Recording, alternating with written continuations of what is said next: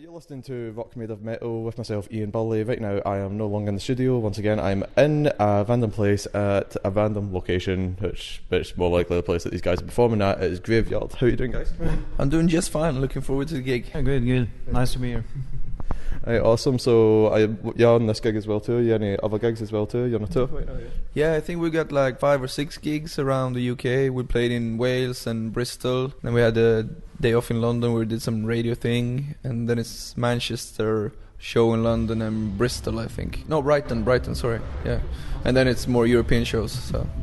Good stuff. And you guys were saying before I started, like, this is your first time in Scotland as well too, yeah? Yeah, first time in Scotland and really looking forward to it. It's always nice to come to a new country and see what it has to offer and if we can please the inhabitants. Awesome. And you guys are kind of saying about the Scottish mentality as well too, yeah? Yeah, it seems to be nice mentality here.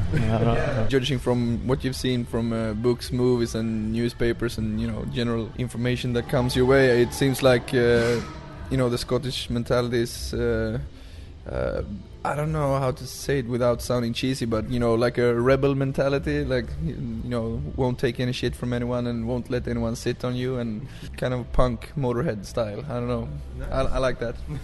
I like that answer. I've never heard the band actually refer to as like rebel, like motor, like kind of people like that as well too. So hey, well, this is your first time here in Scotland as it is. So how about introducing about some like what the general kind of band is then of what you guys do here since your first time in Scotland. So like, can you tell us about some of the stuff that you've done previously with the band? Oh, okay. Yeah. We started out in 2006, late 2006, and released the first self-titled record in 2007, and we toured on that for a long time, 4 years almost, I think. But we recorded the second album, Hissing and Blues, in between the shows, and it took a long time to get that out because we had to change record labels and stuff. But then after Hissing and Blues was released, we've been touring the whole time pretty much, and then we had a couple of months to write new songs and record this third album, Lights Out. So. Right, awesome. So we'll talk about the latest album as well too then. So how about just some brief details on like the general album as well too then? Yeah, well, I mean, we're going about it like the way we always do when we record stuff. We've been in the same studio with the same producer.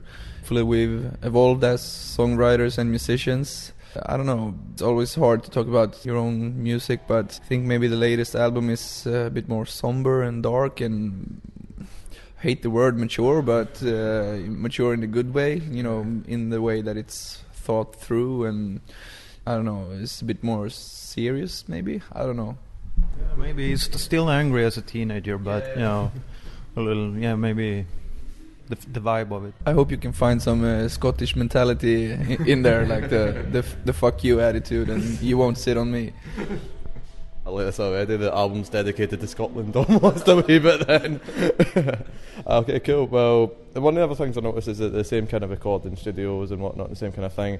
It's still the same choice then to kind of record in like analog as opposed to digital. Yeah. It's quite an interesting enough choice as it is. I was wondering the reason behind that.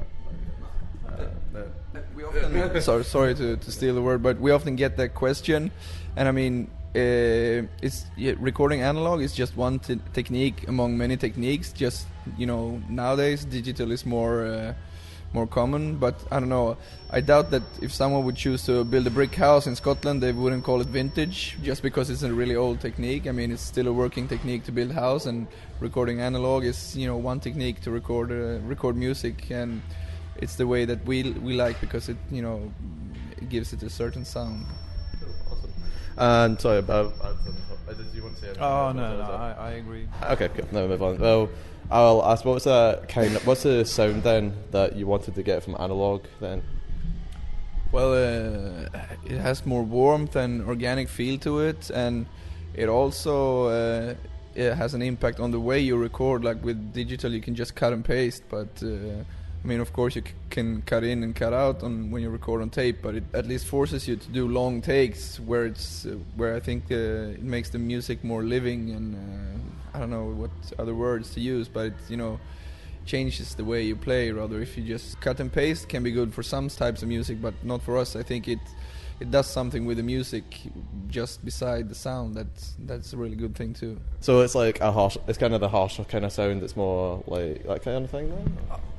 It's not like no, yeah. Well, I mean, if you want it harsh, I guess that depends on mic placement and what type of gear you use. I mean, there's so many different types of music that has been recorded on analog that you can get it to sound very different, and it probably has a wider array of frequencies too than digital. I mean, I'd probably say that Kill 'Em All with Metallica was recorded on tape because it was early 80s. I'm not sure, but and then Wrecking Ball with Emmylou Harris was probably done that way too, so it can sound very different. If my examples are wrong, you can find other examples, but I think my point is clear. Yeah. The point's up. So, okay, cool. So we'll move on a wee bit then.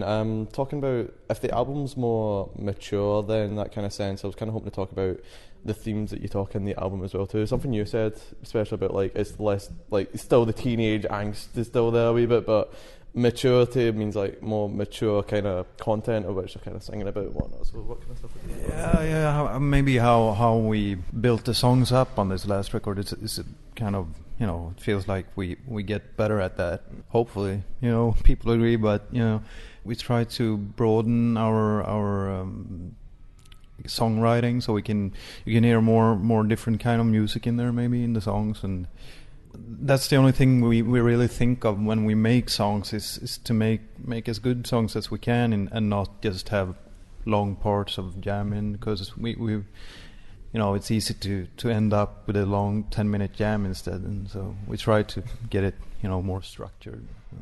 The joys of making rock and roll then, I guess, a wee bit, so hey. So how well, I mean, it's been out, it was released on October the 29th as well too here in the UK, if I'm right in saying. So I mean, it's been out for nearly about a month. And how have you felt about the reaction for the album so far? Oh, it's more than we could have hoped for.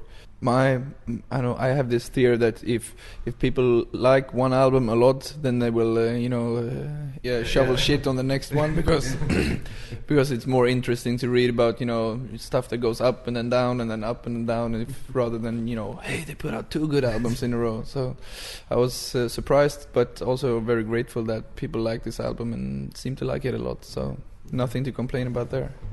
So you've not got stuck on the kind of the grand opus album then? You kind of think you're getting to that kind of point then almost then?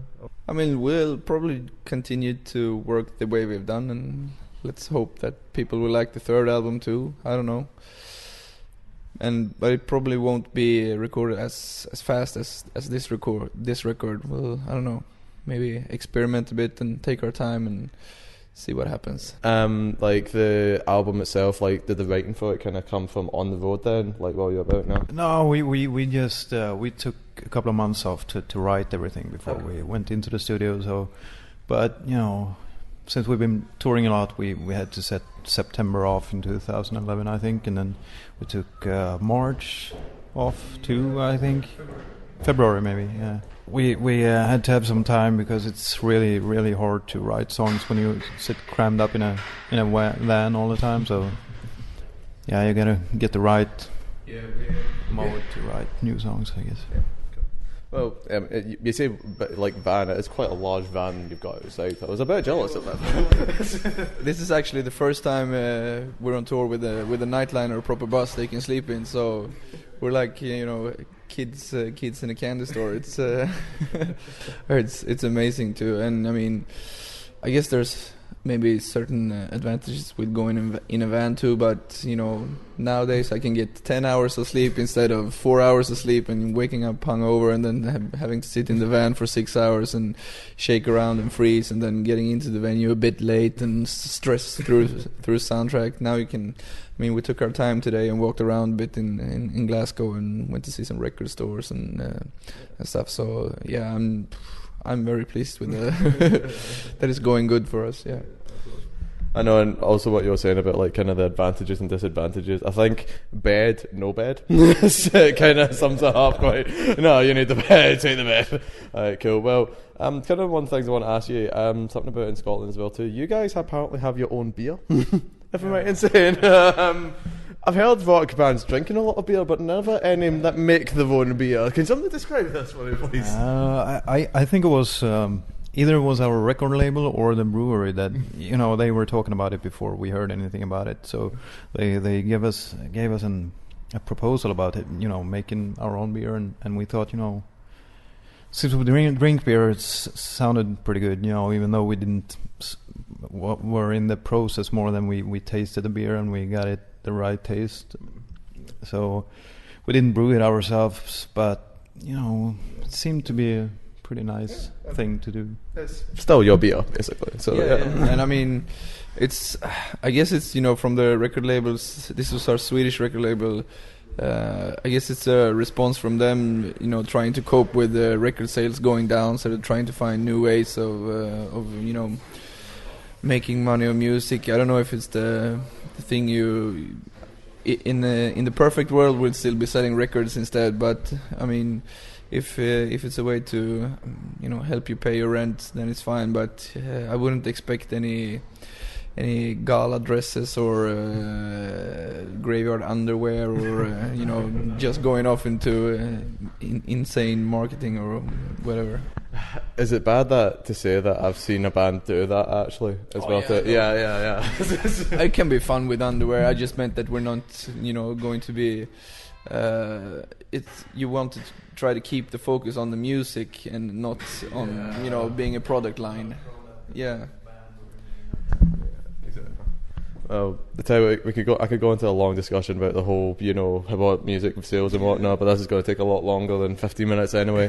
But the one thing I will ask before you go, can we expect Graveyard Beer to come over to Glasgow anytime soon? I don't know. I don't know how it works really, but I know that you have to get it from Sweden at least. I don't know if you can order it to another country yet. I have no idea actually. I guess there's like a ton of rules and regulations for beer exporting, and but I don't know if things go better for us, maybe the beer will go better too. I don't know. It's not for us to say. I think maybe next time I'll bring a sample for you. That's true. Trade someday. Like, have you guys heard about Iron Brew here by any chance? The what? Iron Brew. Iron Brew? Yeah. No. No. I haven't heard of it. Oh right. I'm going to jump out at a point then. I'm going to buy you, like, it's a Scottish drink thing that we have. It's huge over here. I'll quickly pop back in with like a bottle and I'll give it to you guys as we want. Oh, yeah. So yeah, so like just give me like 5 minutes after the interview. I'll just jump out and come back in. But anyway, speaking about the interview itself, I'm just going to kind of wrap it up there. Anyway, last thing I kind of just want to do is like a message for the fans, basically. So that was that for you, man. Yeah, I hope we come back to Scotland very soon, and I hope that you guys maybe can come to the show tonight, and we can have a good evening. Yeah.